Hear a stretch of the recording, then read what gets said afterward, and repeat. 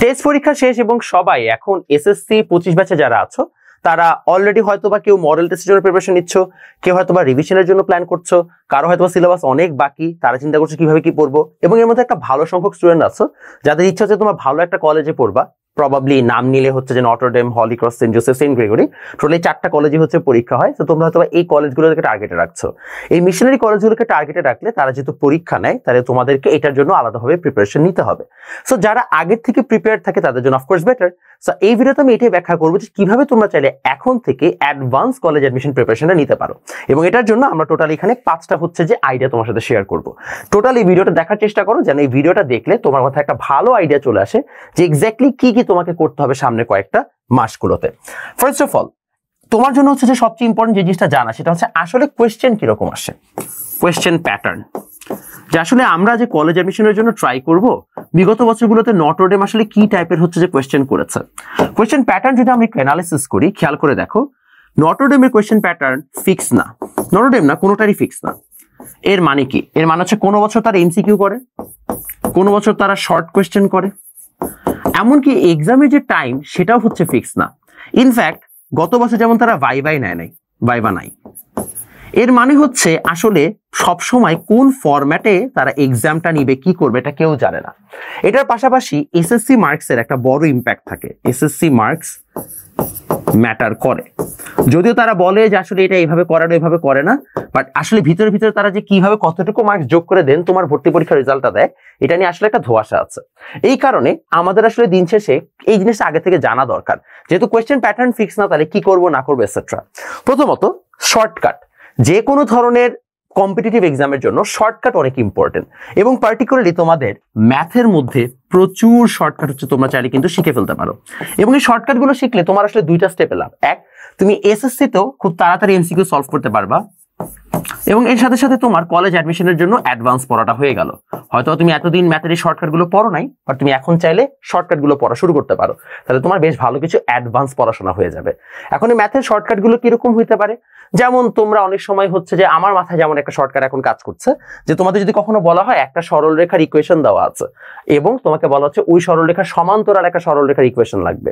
So তোমরা অনেক সময় যেটা করো x plus by plus c equal to 0, দেন তোমরা হচ্ছে ঢাল সমান টমান ধরে অনেক কিছু করো। এত কিছু না করে আমি জাস্ট এখানে ডিরেক্টলি বলতে পারি যেটা হবে x প্লাস by প্লাস হচ্ছে আমাদের এখানে যে c এর ভ্যালুটা আছে সেটা হচ্ছে আমাদের নতুন কোন একটা ভ্যালু আসবে। এই যে আমাদের হচ্ছে যে আমরা সরলরেখার জন্য x by টাকে আমরা হচ্ছে ফিক্স রাখলাম, দেখে তারপর জিনিসটা করলাম, করে আমরা খুব ইজিলি এখান থেকে শর্টকাটে ম্যাথটা বের করতে পারি। তো এই টাইপের আমাদের বেশ কিছু হচ্ছে শর্টকাট টেকনিক্স আছে যার মাধ্যমে আমরা কাজটা করতে পারি। যদি আমরা লম্ব বলা হয় তাহলে কি করতাম?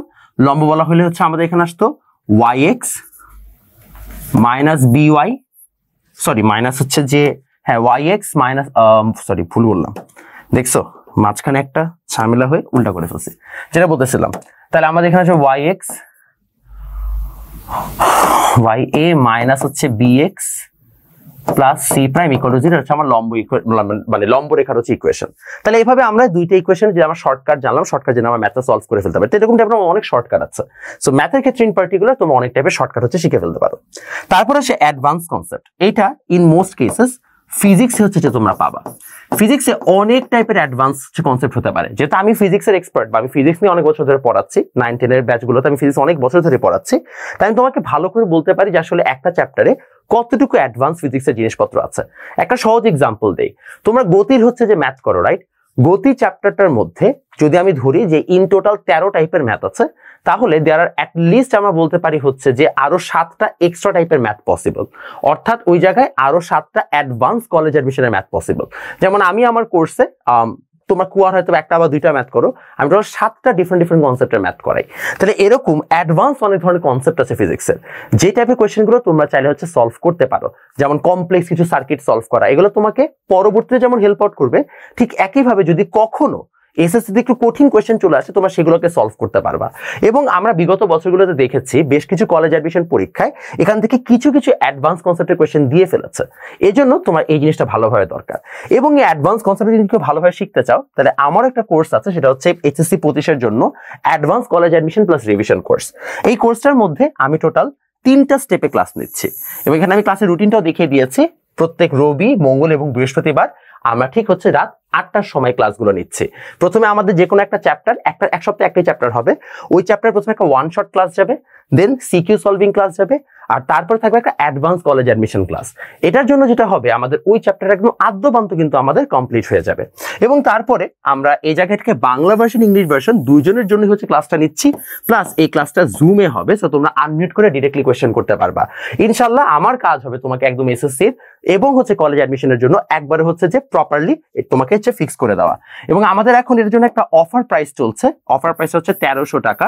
তোমরা চাইলে আমাদের ওয়েবসাইটে যে সুন্দর মতো জিনিসটা এখনই দেখে আসতে পারো, অথবা আমাদের পেজে ইনবক্স করলেও আমরা তোমাকে ডিটেলসটা দিয়ে দিব।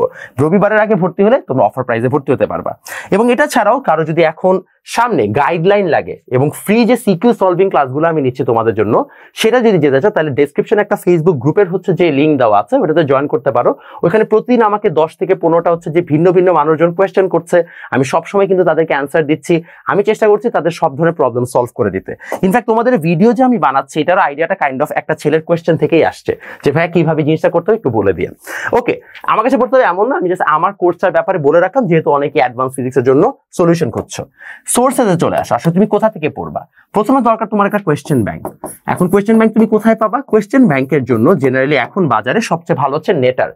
এটা এখন সবাই সাজেস্ট করছে, আমিও দেখলাম মোটামুটি ভালোই, বাট একটাই আমার ওদের এগেইনস্টে কমপ্লেন, প্রত্যেক বছর ওদের বইগুলো খালি মোটা হচ্ছে। এত মোটা কেন হচ্ছে আমি বুঝতেছি না, বাট কোয়েশ্চেন ব্যাংক হিসেবে ওরাই সবচেয়ে হয়তো বা মানে বেশ গুছায় কাজটা করতেছে। অলরেডি তোমাদের নতুন এডিশনও চলে আসছে, তোমরা দেখতে পারো। আমারও একটা নতুন বই বের হবে কোয়েশ্চেন ব্যাংক, বাট যখন বের হবে তখন অ্যানাউন্স করবো। বাট তার আগে আপাতত একটা কোয়েশ্চেন ব্যাংক নিতে পারো। হাউএভার একটা জিনিস আগে থেকে বলে রাখি, যেহেতু কোয়েশ্চেন প্যাটার্ন ফিক্স না, তাই কোয়েশ্চেন ব্যাংক তোমাকে অনেক হেল্প করবে এমন না, তোমাকে জাস্ট আইডিয়া দিবে যে আচ্ছা কিরকম ডাইভার্স টাইপের কোয়েশ্চেন হতে পারে। বাট কখনোই তুমি কোয়েশ্চেন ব্যাংক সলভ করে এটা চিন্তা করতে পারবে না যে ভাই এই ধরনের কোয়েশ্চেন পরের বছর আসবে।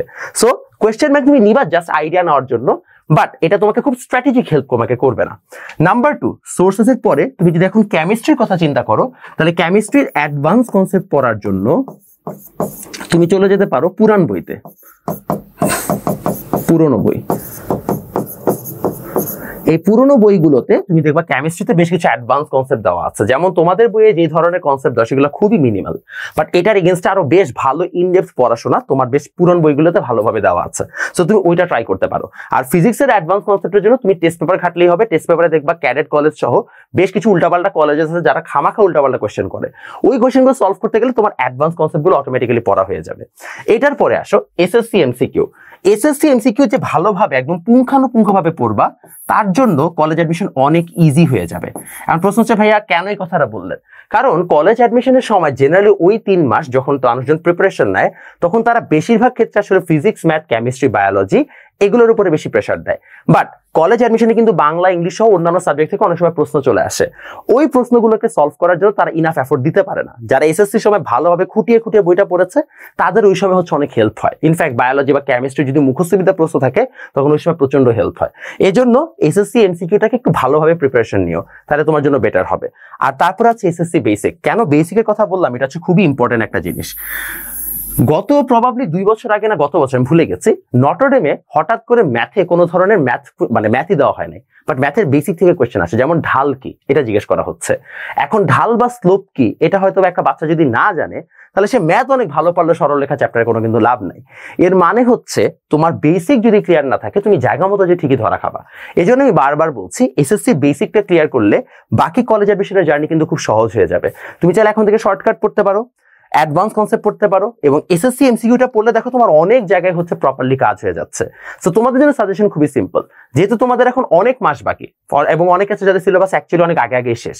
ফর এক্সাম্পল তোমাদের এখন কি নভেম্বর, ডিসেম্বর, জানুয়ারি, ফেব্রুয়ারি, মার্চ, প্রায় 4.5 মাস বাকি। 4.5 মাস যেহেতু তোমাদের বাকি আছে, তাই তোমাদের জন্য সাজেশন খুবই সিম্পল।